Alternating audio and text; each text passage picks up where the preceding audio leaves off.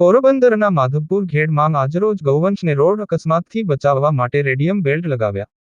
Madhavpur ઘેડથી ગુદારી checkpost સુધી highway ઉપર રખડતા ગૌવંશના અનેકવાર રોડ અકસ્માત સર્જાતા હોય ત્યારે માંગરોળ માળિયાના ધારાસભ્ય શ્રી ભગવાનજીભાઈ કરગટિયાના પુત્ર વિકાસભાઈ કરગટિયાના માર્ગદર્શન મુજબ રખડતા ગૌવંશને રેડિયમ બેલ્ટ લગાવવામાં આવ્યા જેથી અકસ્માત સર્જાતા રોકી શકીએ ત્યારે આ એક અવિરત કાર્ય કરવા માટે વિકાસભાઈ કરગટિયા દ્વારા માધવપુર પોલીસ સ્ટેશનના નવનિયુક્ત સાયર જી. ચુડાસમા સાહેબની સાથે હોટલ માધવ ગ્રુપના કાર્યકરો દ્વારા માધવપુરથી ગુંદારી ચેકપોસ્ટ સુધી હાઈવે ઉપર રખડતા ગૌવંશને રેડિયમ બેલ્ટ લગાવવામાં આવ્યા જેથી ગૌવંશ અકસ્માતના ભોગી ન બને તેમજ વાહન ચાલકોને પણ અકસ્માત નો ભોગી ના બનવું પડે. ઉલ્લેખનીય છે કે જો તંત્ર દ્વારા પણ ગૌવંશને બચાવવા માટે એટલા પ્રયત્નો હાથ ધરવામાં આવતા હોય તો વાહનચાલકોએ પણ પોતાનું વાહનને ઓવર સ્પીડમાં ના ચલાવવું જોઈએ જેથી કરીને ગૌવંશ કે અન્ય મૂંગા અબૂલ જીવો વાહન સાથે ટકરાય અને ઈજાગ્રસ્ત ન બને. જેથી ગૌવંશ માટે ગામોગામ ગૌપ્રેમીઓ દ્વારા એક અભિયાન હલાવવામાં આવે કે હરેક રખડતા ગૌવંશોને રેડિયમ બેલ્ટ મરાવવામાં આવે તો વધુમાં વધુ અકસ્માત સર્જાતા આપણે રોકી શકીશું. ત્યારે આજ રોજ વિકાસભાઈ કરગટિયા તેમજ માધવપુર પોલીસ સ્ટેશનના નિયુક્ત જાબાઝ સાયર